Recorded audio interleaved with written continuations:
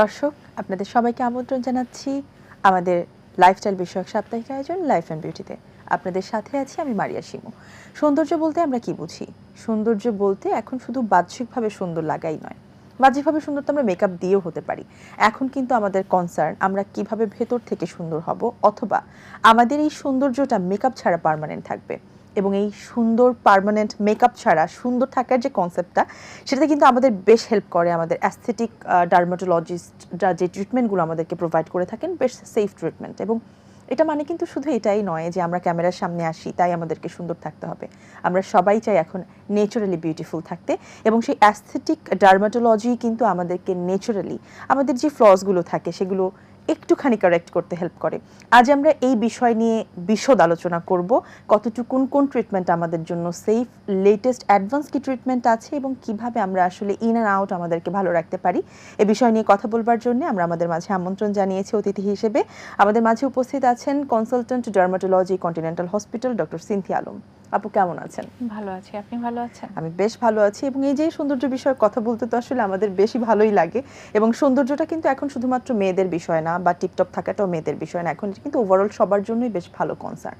আপু, এখন মোটামুটি যে ওয়েদার অথবা আমাদের যে লাইফস্টাইল এবং সেই সাথে আমরা ওভারঅল যেই জীবনযাপন করি, সেখান থেকে কোন ধরনের স্কিনের প্রবলেম নিয়ে আপনি আসলে বেশি দেখতে পাচ্ছেন, যে কোনটা নিয়ে আসলে আমরা এখন কনসার্ন বেশি? আমার চেম্বারে যদি বলি, এখন সব ধরনের মানে ক্লিনিক্যাল ডার্মাটোলজি এবং অ্যাস্থেটিক ডার্মাটোলজি তো সবসময়ই থাকে। যখন যে ট্রেন্ডটা হয় তখন দেখা যায় অ্যাস্থেটিক ডার্মাটোলজি সেই ট্রেন্ড অনুযায়ী পেশেন্ট আসতে থাকে। কিন্তু ক্লিনিক্যাল ডার্মাটোলজিতে কিছু প্রবলেম থাকে, কিছু রোগ থাকে যেগুলো দেখা যায় গরমের সময় বেড়ে যায়, ওই ধরনের রোগীরা এখন আসে। এছাড়া স্ক্যাবিস তো একটা মানে সব সময়ই থাকে, এখন মহামারী। সো স্ক্যাবিসের পেশেন্টের পাশাপাশি অ্যাস্থেটিক সৌন্দর্যের জন্য বা কসমেটিক পারপাসে যেই কাজগুলো আমি করি অ্যাস্থেটিক, সেই রোগী অনেকগুলোই আসে। তবে বেশিরভাগ ক্ষেত্রে এখন সচেতনতা বা সবার ক্ষেত্রে কনসার্ন হচ্ছে ন্যাচারাল ওয়েতে যেই সৌন্দর্যটা ধরে রাখা যায়, এটা খুব ইম্পর্টেন্ট। এটা আসলে পেশেন্টরা বলেন, ওরা এডুকেটেড ওয়েতে যারা এখন শিখতে শিখেছে বা বুঝতে শিখেছে, তারা কিন্তু এখন তাদের ন্যাচারাল যেই সৌন্দর্য বা বিউটি থাকে সেটাকে মেনটেন করার জন্য কি কি ট্রিটমেন্ট করলে বেটার হয় সেটাই এখন আমার কাছে রেগুলার করে। আচ্ছা, আরেকটা বিষয় যেটা, সেটা হচ্ছে সৌন্দর্য বৃদ্ধি করা একটা বিষয়, আরেকটা হচ্ছে ধরেন একটা বয়স পর্যন্ত আমরা একরকম সুন্দর থাকি, তারপরে হয়তো বা আমাদের সেই সৌন্দর্যটা চেঞ্জ হতে থাকে। সো সেই যে চেঞ্জ, বা আমরা যদি বলি এইজ উইথ গ্রেসের যে বিষয়টা, সেই চেঞ্জটা ধরে রাখার জন্য বা সেটা সুন্দরভাবে হওয়ার জন্যও কিন্তু মানুষ এখন অ্যাস্থেটিক যে ট্রিটমেন্টগুলো সেগুলো নিয়ে থাকছে। তার মধ্যে এখন মোস্ট পপুলার আমার কাছে মনে হয়, যেটা নিয়ে অনেক ইচ্ছে, যে মানুষ চাইলেই একটু হয়তো বা ইচ্ছে হলেই একটু পারছে যে আমার ফেসটা একটু ফ্যাট মনে হচ্ছে, বা আমার ফেসটা একটু আমি ডিফাইন, একটু জ লাইন চাই, কিন্তু আমি কোনো সার্জিক্যাল প্রসিজিওরের মধ্যে দিয়ে যাব না, স্টিল আমার স্কিনটা ভালো দেখাবে। সো সেটার জন্য আসলে এখন অ্যাডভান্স কি আছে, আপনি কি অফার করছেন? যদি এইভাবে মানে আপনার কোশ্চেনটাও সুন্দরভাবে বলেছেন যে ডিফাইন জ লাইন, যদি এমন কেউ থাকে যে একটা V shape, permanent V shape চাচ্ছে বা ডিফাইন জ লাইন চাচ্ছে, বা তার যে সৌন্দর্য আগে ছিল বা ইয়াং সময় যেটা থাকে, দেখা যায় আর অনেক বেশি ডিফাইন থাকে, একটু বয়স বাড়ার সাথে সাথে একটু স্যাগি তো হয়েই যায়। তো এই স্যাগিনেসটা যখন বাড়তে থাকে, তাদের ক্ষেত্রে যেটা মেইন প্রবলেম, সেটার জন্য আমরা অনেক ধরনের ট্রিটমেন্ট রেগুলারলি করি। তার মধ্যে বোটক্স, ফিলার, থ্রেড লিফট এগুলো আছে। যদি বলি ইন্ডিভিজুয়ালি কোন কারণে কোনটা করা হয়, বয়সের সাথে যখন বয়স বৃদ্ধি হতে থাকে আমাদের ত্বকের মধ্যে কিছু জিনিস চলে আসে, একটু স্যাগি ভাব, একটু কুচকানো ভাব, এটার পাশাপাশি দেখা যায় কিছু পিগমেন্টেশন। তো এক এক কারণে এক একটা মানে ট্রিটমেন্ট আমি করি। তার ক্ষেত্রে যদি বলেন বোটক্স, বয়সের ছাপ যেটা বা কুচকানো ভাব যেটা, সেটা টোটালি কমায় দেয়, বা হচ্ছে ওই ইনজেকশনে যেই ভাঁজটা পড়ে সেই ভাঁজটা 7 মাস বা 1 বছরের জন্য টোটালি গায়েব করে দেয়। তো এটা হচ্ছে বোটক্সের কাজ। এই বোটক্সের মাসেলটাকে যেভাবে আমরা মুভ করি, সেই মুভমেন্টটা কমিয়ে দিয়ে ওই জায়গাটাকে টোটালি প্লেন করে দেয়। যখন প্লেন করে তখন দেখা যায় ত্বকের মধ্যে কোনো ভাঁজ থাকে না। আমাদের 20 বছরে, হ্যাঁ, মোর ইয়াঙ্গার লুক। 20 বা 25 বছরে যে এরকম ফেস থাকে, কোনো ভাঁজ থাকে না, কুচকানো থাকে না, সেরকম একটা স্কিন পাওয়া যায়। তো এটা পসিবল, এটা যেমন হয়। এটাতে অনেকেরই কোশ্চেন থাকে যে এটা কি পরে যদি কেউ না করে সেক্ষেত্রে কি কোনো ক্ষতি হবে কিনা। কখনোই না, বরং যেটা যাদের ভাঁজ আসা শুরু করে প্রথমেই তাদেরকে আমি বলে থাকি যে আপনি যদি তখনই এটা স্টার্ট করেন, পরবর্তীতে ভাঁজ আসার সম্ভাবনা আরো অনেক কম থাকে। আপু আমরা এই বিষয়ে আরো কথা বলবো, আমাদের সাথে একটা ফোন আছে, আমরা ফোনটা একটু নিয়ে নিচ্ছি। দর্শক আসসালামু আলাইকুম, আপনার নাম পরিচয় দিয়ে যা জিজ্ঞাসা করবার আমাদের ডক্টরের কাছে জিজ্ঞাসা করবেন। আমি ধানমন্ডি থেকে মালিহা বলছি। উপস্থাপিকা আপনাকে ভীষণ সুন্দর লাগছে এবং ডক্টর সিংকে আপনাকে শুভ সন্ধ্যা। ধন্যবাদ। আমি জানতে চাইছি সেটা হচ্ছে যে আমরা আজকাল দেখা যাচ্ছে একটা ট্রেন্ড শুরু হয়ে গেছে সবার মাঝে, একটা আমরা কক থ্রেড করি, মনো থ্রেড করি। আসলে এইটা আসলে কত বছর বয়স থেকে করা উচিত এবং এটা লংজিভিটিটা কি? যেমন বাজারে একটা প্রচলন আছে যে কোরিয়ান জিনিসগুলো ভালো নয়। আসলে আমরা কোনটা ব্যবহার করব? কোরিয়ান ব্যবহার করব, ফ্রান্স ব্যবহার করব না আমেরিকান প্রোডাক্ট? এটা সম্পর্কে আমি তো ডক্টর সিনকার কাছে জানতে চাইছি। ধন্যবাদ দর্শক আপনাকে, চমৎকার প্রশ্ন এবং অনেক বড় প্রশ্ন করেছে, এবং যেটা মনে হয় একটা রিলেভেন্ট ছিল আমাদের, যে আমরা যে লিফট করি, থ্রেড লিফট, কক লিফট করি, সেটা আসলে কোন বয়স থেকে করতে পারবো। তো আমাদের আলোচনার মধ্যেই সেটা চলে এসেছে। তো আমরা কোরিয়ান প্রোডাক্টের কথা পরে বলবো, আগে আমরা এটা নিয়ে কথা শেষ করি। আচ্ছা, ফার্স্ট হচ্ছে উনি যে কোশ্চেনটা মালিহাপু করেছেন যে ওনার কক লিফট এবং মনো লিফট বা মনো থ্রেড এই করাগুলো প্রয়োজন বোধে। ধরেন একটা বয়সের সময় প্রয়োজন হতে হয় না, সবারই একটা ফেসের স্ট্রাকচার থাকে। ধরেন আমার ফেস গোল, তো আমি যদি মনে করি যে এটা আমি ডিফাইন করব বা আমি টান টান করব বা আমি একটু আরেকটু লিফট করব, তাহলে সেক্ষেত্রে লিফটিং করতে পারেন। এটা করলে রেজাল্ট আসে, কোলাজেনও তৈরি হয়। থ্রেড যে খারাপ তা কিন্তু না, আমাদের প্রতিটা ফেসেই কিছু কোলাজেন থাকেই। আমাদের বয়সের সাথে সাথে কোলাজেনগুলো কমতে থাকে, কিন্তু এই কোলাজেনগুলো বাড়ার পাশাপাশি লিফটিং বা ডিফাইন করার জন্য থ্রেড খুবই ভালো। মনো থ্রেড সিঙ্গেল, ধরেন একটা ফাইবার যদি আমি সুতা হিসেবেই যদি বলি, তাহলে একটা সিঙ্গেল থ্রেড। এটার যদি কক থ্রেড হয়, অনেকগুলো থ্রেড একসাথে, এটা মানে একটা মোর পাওয়ারফুল। এটা হ্যাঁ, এটা স্ট্রেংথটা বেশি থাকে। ধরেন স্যাগি ভাবটা যদি বাড়তি হয়, সেক্ষেত্রে এটা ধরে রাখতে, লিফট করতে আরো ডিফাইন্ড একটা স্ট্রাকচার এনে দেয়। এগুলো অনেক ধরনের থাকে, পিডিও, পিসিএল, কোনটা কয় বছর থাকবে এবং কোনটা কোন লেভেলে কত দ্রুত এটা কাজ করবে বা কত দিন পর্যন্ত এটা স্টে করবে, সেটা ডিপেন্ড করে এটা কি দিয়ে তৈরি। তো এগুলোকে আমরা বলি পিডিও থ্রেড বলি, পিসিএল থ্রেড বলি, এছাড়াও আরো অনেক কিছু বাইরে এসছে নতুন। তো ওটাতে হেল্প করে। কার স্কিনে কোনটা প্রয়োজন কোথায় সেটা আপনারা দেখে তারপর তারপরে ঠিক করা হয়। থ্রেডের যদি মনে করেন যে উনি বলেছে কোনো সাইড এফেক্ট আছে কিনা, সাইড এফেক্টের কথা বললে অবশ্যই সাইড এফেক্ট তো সবকিছুরই কিছু না কিছু থাকে। আমরা মানে ডেইলি যদি একটা প্যারাসিটামলও খাই, সেটারও কিন্তু সাইড এফেক্ট আছে, এবং যাদের ক্ষেত্রে হয় সেটা খুব সিভিয়ার হয়। তো এগুলোর সাইড এফেক্ট আছে, বাট এটা যদি অভিজ্ঞ হাতে বা এক্সপেরিয়েন্সড ওয়েতে, স্কিলফুল ছাড়া এগুলো করা হয়, সাইড এফেক্ট অনেক বেশি। আর যদি মনে হয় যে না সেরকম আমার বডিতে এটা রিঅ্যাক্ট করলো বা ফরেন বডি হিসেবে বডি ডিটেক্ট করলো, সেক্ষেত্রে যখন সাইড এফেক্ট ডেভেলপ করে, তখন ইমিডিয়েট যে ডক্টর বা অভিজ্ঞ একজন ডার্মাটোলজিস্টের সাথে যোগাযোগ করলে বা ওই চিকিৎসা নিলে এটা মিনিমাইজ হয়ে যায় এবং চলে যায়। মানে এটা খুব হার্মফুল বা অনেক বেশি ক্ষতি, অনেক বেশি ক্ষতি না, কিন্তু যদি কারো ক্ষেত্রে হয় ইমিডিয়েট যদি সেটার মানে ম্যানেজমেন্টটা করা হয়, তাহলে কিন্তু আর কোনো প্রবলেমই থাকে না, কোনো ক্ষতি হয় না, সাইড এফেক্ট হয় না। আর যখন আপনি করবেন ওই মুহূর্তে কিছু একটু ব্যথা থাকবে, একটু ইরিটেট ফিল করবেন, সোয়েলিং থাকবে, এটা আস্তে আস্তে বসতেও সময় লাগে, তো এটা রেজাল্ট পেতেও টাইম লাগে। তো এই রেজাল্টটা আপনার পেতে মিনিমাম 3 মান্থস, এটা আপনার হাতে রাখতে হবে। স্টে 2 ইয়ার্স, মোর দেন 2 ইয়ার্স এটা থাকবে, এটা স্টে করবে। এটা যে কোনো স্কিনে বা যে কারো স্কিনে এবং যে কারো যার ক্ষেত্রে আপনি করবেন। কিছু নিয়ম আমরা বলে দেই, পানি খেতে হবে, কোন খাবারগুলো অবশ্যই নিয়মিত খেতে হবে, মানে ডিহাইড্রেটেড হওয়া যাবে না। তো এটা যদি মেনটেন করে তাহলে খুবই ভালো রেজাল্ট দেয়। এই থ্রেড লিফটের কথা তো বললাম, আর উনি আরেকটা কোশ্চেন করেছিলেন কোরিয়ান প্রোডাক্ট সেফ কিনা, বা আমাদের স্কিনে আসলে কোন দেশের প্রোডাক্ট স্পেসিফিকলি আমরা ইউজ করলে বোধহয় ভালো হবে। হ্যাঁ, আসলে আমরা বাংলাদেশি, মোট কথা আমরা বাংলাদেশি, আমাদের স্কিন বা বলেন আমাদের যে ত্বক বা আমাদের যেই ত্বকের স্ট্রাকচার বা আমাদের যে কালার, সেটা কিন্তু আমাদের এই জিনেই আছে বা এই ধরনের সবার মধ্যেই আছে। এখন কোরিয়ান স্কিন ওই রকম টেক্সচার দেখে বা একদম মসৃণ দেখে তাদের প্রোডাক্ট ইউজ করলে যে আমিও সেরকম হয়ে যাব, এটা ভুল, এটা টোটালি ভুল। আমি মনে করি বরং আমাদের ত্বক, আমাদের ওয়েদার, আমাদের ক্লাইমেট ওয়াইজ যেটা আমাদের জন্য উপযোগী, আমাদের যেই প্রোডাক্টগুলো সেগুলো আমরা ব্যবহার করতে পারি। বাট অনেক বেশি স্ট্রেংথ বা অনেক বেশি মানে কঠিন দেখা যায় কি এখন অনেক বেশি স্ট্রেংথ বলতে আমি যেটা বোঝাতে চাচ্ছি, কিছু কেমিক্যাল ইউজ করা হয়, কিছু ইনগ্রেডিয়েন্ট ইউজ করা হয়, রেগুলার বেসিসে করা হয়, এটা ঠিক না। কোরিয়ান প্রোডাক্ট হ্যাঁ ঠিক আছে, কোরিয়ান থেকে যেটা তৈরি হচ্ছে সেটা যদি অথেন্টিক হয় আমরা ইউজ করতে পারি, সেই ইনগ্রেডিয়েন্ট দিতে পারি, কিন্তু কোরিয়ানদের মতো স্কিন হয়ে যাবে কোরিয়ান কিছু ব্যবহার করলে, এটা ভুল। এটা আমি ওই এক্সপেকটেশন নিয়ে আসলে না, এটা করা উচিত না।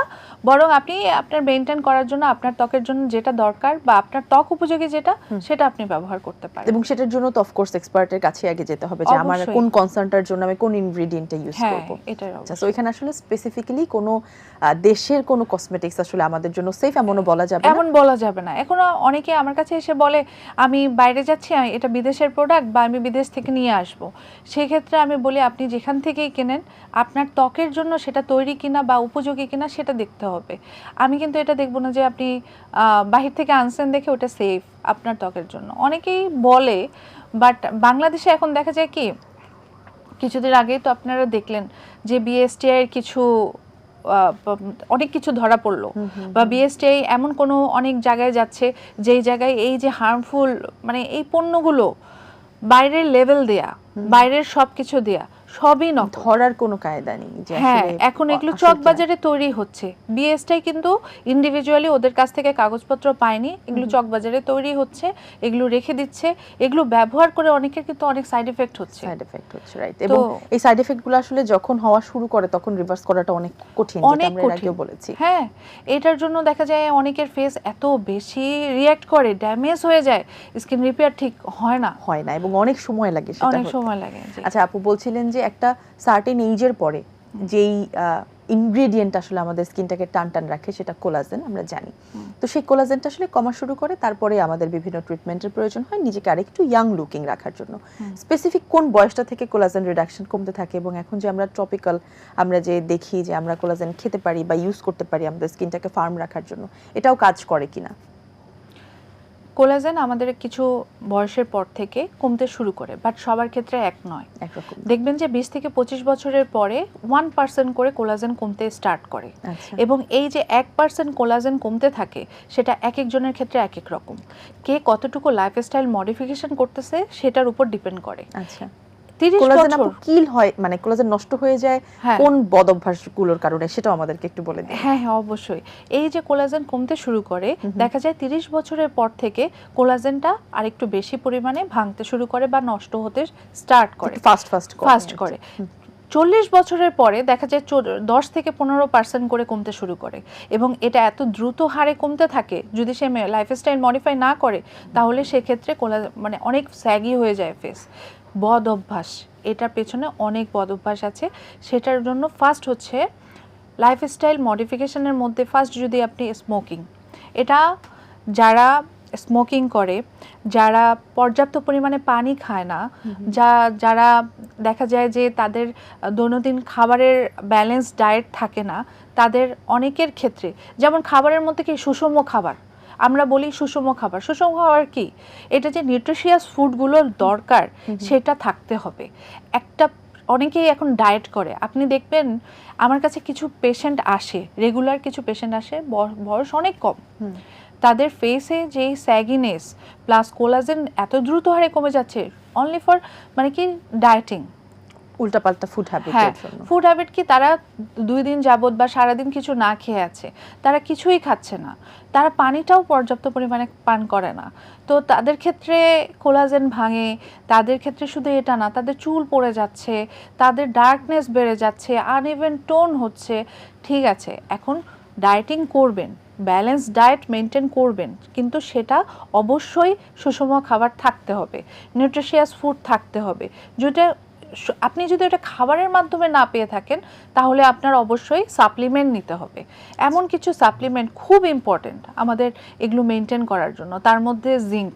আমি জিঙ্কের কথা বারবার বলি এবং প্রতিটা পেশেন্টের ক্ষেত্রে বলি, জিঙ্ক পর্যাপ্ত পরিমাণে এবং যতটুকু ডোজ দরকার সেটা যদি আপনার বডিতে থাকে সেক্ষেত্রে আপনার স্কিন, হেয়ার, নেইল তিনটার জন্যই জিঙ্ক অনেক খুব ইম্পর্টেন্ট, মানে একটা প্রয়োজনীয় ভূমিকা রাখে।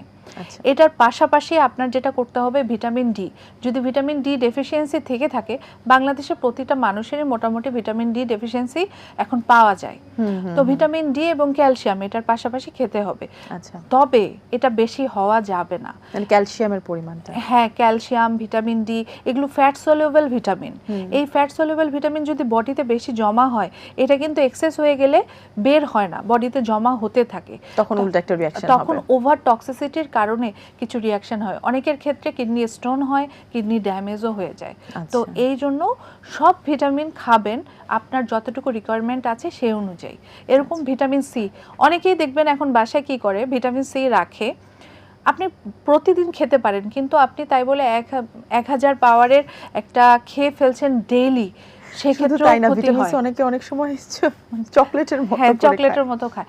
এটা কিন্তু আসলে ওভাবে করা যাবে না। ভিটামিন সি যদি আপনি খেয়ে থাকেন আপনার খাবারের মধ্যে ইনক্লুড করতে পারেন, লেবুতে থাকে, আমাদের কিছু ফল ফ্রুটসে থাকে, খেতে পারেন। বাট আপনি এখন অ্যাজ এ ডিজলভ ওই যে চকলেট বা ওগুলোর মতো খেয়ে থাকেন তাহলে এটা আপনার আসলে ক্ষতি কাজ করবে। না। আপু, আমরা আরো কথা বলবো এই বিষয়টি নিয়ে, আমরা ছোট্ট একটা বিরতিতে যাচ্ছি। দর্শক, ছোট্ট একটি মাগরিবের আজানের বিরতিতে যাচ্ছি, ফিরছি কিছুক্ষণের মধ্যেই।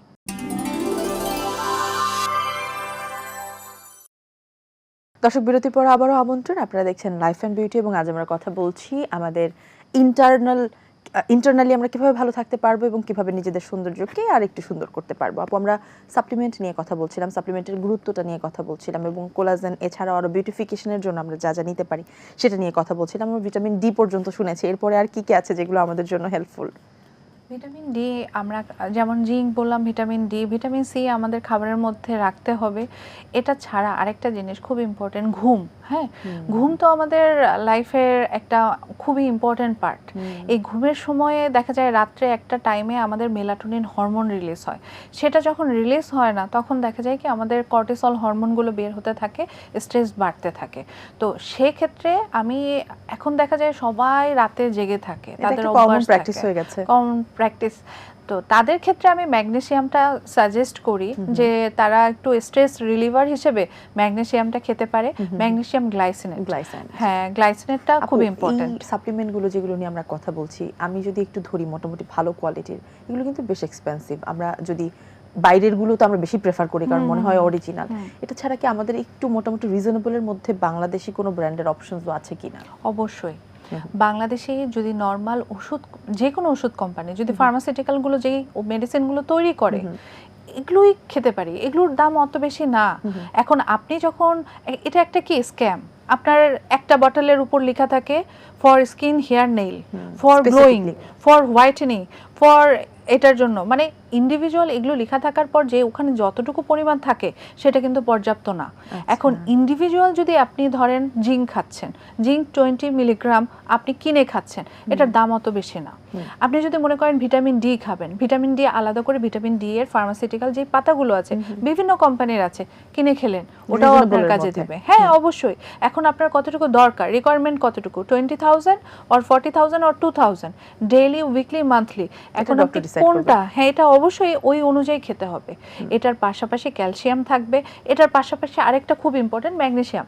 ম্যাগনেসিয়াম যে বললাম না, এটা কিন্তু আমরা ফার্মাসিউটিক্যাল যে কোনো মেডিসিন থেকে এটা নিতে পারি এবং সেক্ষেত্রে অবশ্যই ঘুমের জন্য হ্যাঁ ম্যাগনেসিয়াম গ্লাইসানেটটাই নিতে হবে।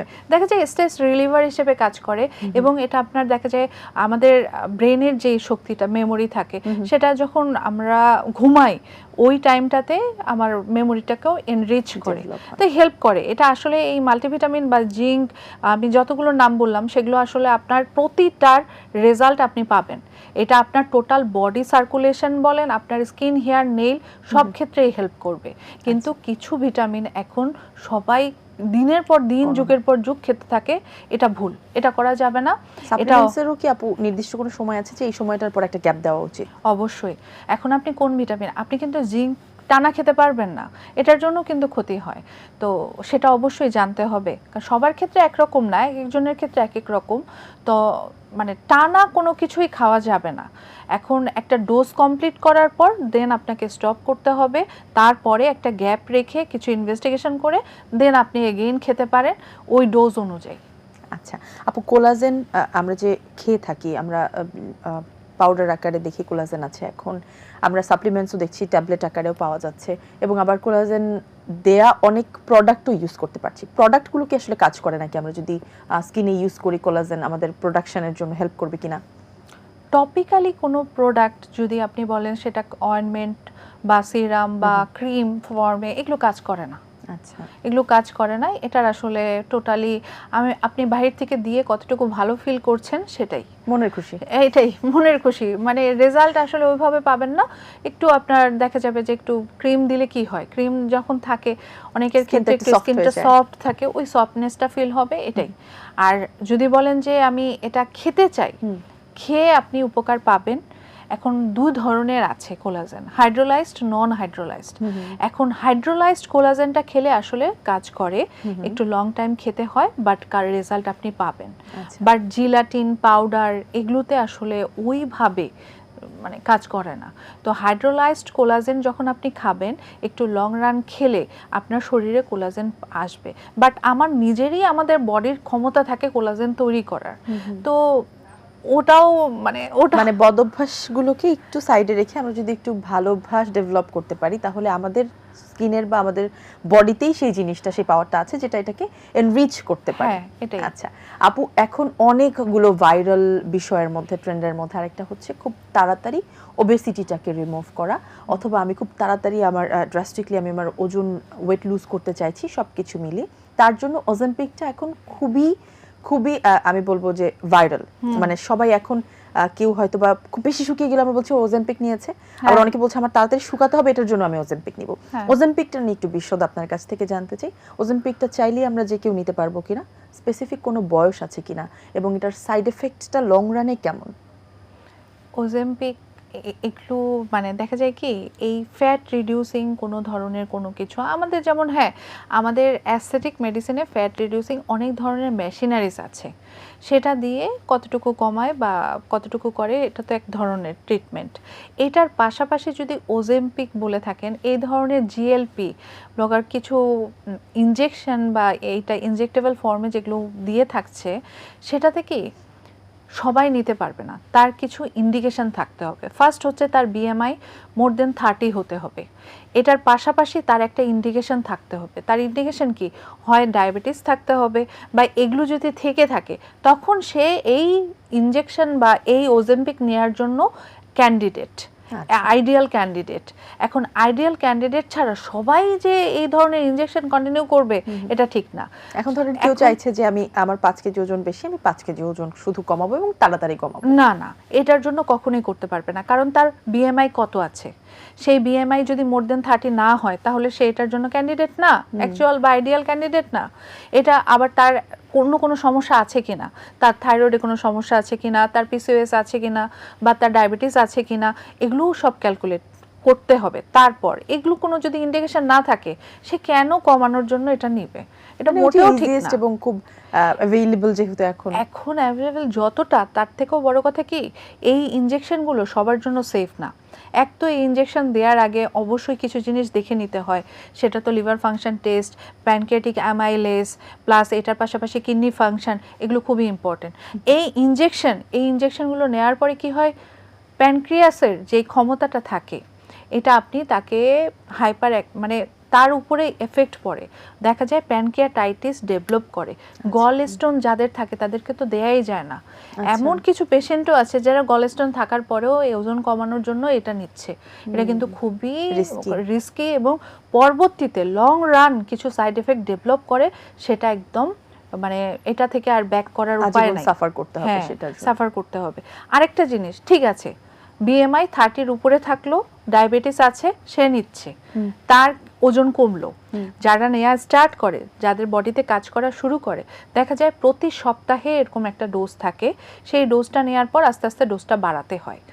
তো এটা ডিপেন্ড করে তার ওজন, তার কতটুকু দরকার সেটার উপরে, এবং প্রতি মাসে তার কিছু রিপিটেড ইনভেস্টিগেশন করতে হয়, সেগুলো দেখে বডি কিভাবে রিঅ্যাক্ট করে। যেমন লিভার এনজাইমগুলো খুব ইম্পর্টেন্ট, এগুলো দেখা যায় অনেকের ক্ষেত্রে অনেক বেশি বেড়ে যায় বা অ্যামাইলেস বেড়ে যায়, তাদের ক্ষেত্রে এগুলো কন্টিনিউ করা হয় না।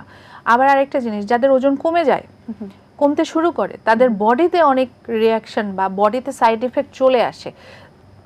সেটা ফার্স্ট হচ্ছে স্কিনে পড়ে।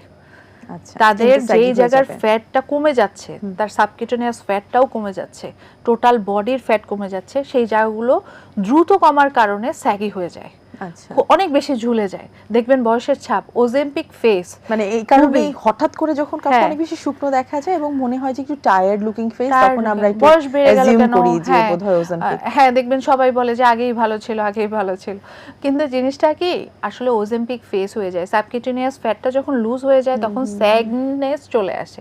এখন আমরা বাইরের দেশের যদি কোনো কান্ট্রির বলিউডের কোনো কথা বলি, তাহলে আপনি একটা কথা আমি বলি এখানে, কারণ জোহরের ক্ষেত্রে সবাই কিন্তু এই ওজেম্পিক ফেসের কথাটা ফার্স্টেই তাকে দেখার মানে মাত্রই কিন্তু দেখা মাত্রই বলেছে যে হি লুক সিক। হ্যাঁ, আর এবং তার Ozempic face typical Ozempic face হয়ে গেছে। তার ফ্যাটটা যেভাবে গালটা ভেঙে ভেতরে চলে গেছে, মুখটা স্যাগি হয়ে গেছে, তো এই জিনিসগুলো কি দেখা যায়, সে নিয়েছে নাকি নেয়নি এটা পরের ব্যাপার, বাট তার ফেসকে কম্পেয়ার করা হয়েছে, আসলেই হয়ে যায় দেখে ওজেম্পিক ফেসটা একদম প্রমিনেন্ট। যখন কেউ এই ধরনের ইনজেকশনগুলো নেয়, ফার্স্টে একটা এক ধাপে অনেক বেশি ওজন কমানো যেমন ঠিক না, সাইড এফেক্ট আসে, স্কিনের ক্ষেত্রে অনেক খারাপ এফেক্ট পড়ে। তো তাদের ক্ষেত্রে তাই বলে নিবে না তা না, এটার জন্য প্রপার ইনভেস্টিগেশন করে কতটুকু প্রয়োজন এবং এটার পরে আসলে আর কি কি মেইনটেনেন্স করতে হয়। যেমন স্যাগিনেসের জন্য তখন আমরা অনেক কিছু ট্রিটমেন্ট করি, বা অনেকের বেলিতে দেখা যায় অনেক বেশি চর্বি যখন স্যাগি হয়ে যায় তখন স্কিনটা লুজ হয়ে যায়, ওরা কোনো ছুরি কাচির নিচে বসতে চায় না, তখন কি এটা কিভাবে টাইট হবে, সেটার জন্য আমরা এমএসকাল্প নিও, মানে হচ্ছে কিছু মেশিন আছে যেটা আমি আমার চেম্বারে কিছু পেশেন্টের ক্ষেত্রে এখন রেগুলার করছি। অনেক মানে সবাই এটা এখন করতে চায়, কারণ তারা ওজন কমিয়েছে বাট স্যাগিনেস কমাচ্ছে না, তাদের ক্ষেত্রে এটা খুব ইম্পর্টেন্ট। এই মেশিনের মাধ্যমে এটা আরএফ থাকে, radio frequency, at the same time কিছু মানে আরো কিছু মেশিনের মাধ্যমে এই ফ্যাটটাকে আসলে মানে স্যাগিনেসটাকে কমানো হয়। ওজেম্পিক নিলেই শুকিয়ে যাব এবং শেষ হয়ে যাবে, বিষয়টা এমন না, এটার সাথে আনুষঙ্গিক আরো অনেক কিছু করতে হয়। এবং সব কথার এক কথা হচ্ছে, আমরা যে কোনো প্রসিডিউরেই যাই না কেন, সেটা আমাদের যেহেতু স্কিনটা আমাদের বডিরই একটা অংশ এবং আমাদের ফুল হেলথেরই একটা বিষয়, আমাদের ডক্টরের পরামর্শ নেওয়াটা খুবই জরুরি। আপু, অনেক ধন্যবাদ আপনাকে। আমাদের অনুষ্ঠান একদম শেষ পর্যায়ে চলে এসেছে, আমরা বেশ ইম্পর্টেন্ট কিছু বিষয় নিয়ে কথা বলেছি, আমরা আশা করছি আমাদের দর্শকরা উপকৃত হবেন। আপনার জন্য সব সময়কার মতোই শুভকামনা রইল, অনেক বেশি ভালো থাকবেন। আপনাকে অনেক অনেক ধন্যবাদ। Thank you. দর্শক, আশা করছি আজ আমরা যে বিষয়গুলো নিয়ে কথা বলেছি সেগুলো আপনাদের কিছুটা হলেও কাজে লাগবে। আবারও দেখা হবে আগামী সপ্তাহে নতুন অতিথির সাথে। সে পর্যন্ত আপনারা ভালো থাকুন, সুস্থ থাকুন, শুদ্ধ সংস্কৃতি চর্চার সঙ্গে থাকুন, চোখ রাখুন এটিএন বাংলার পর্দায়। আল্লাহ হাফেজ।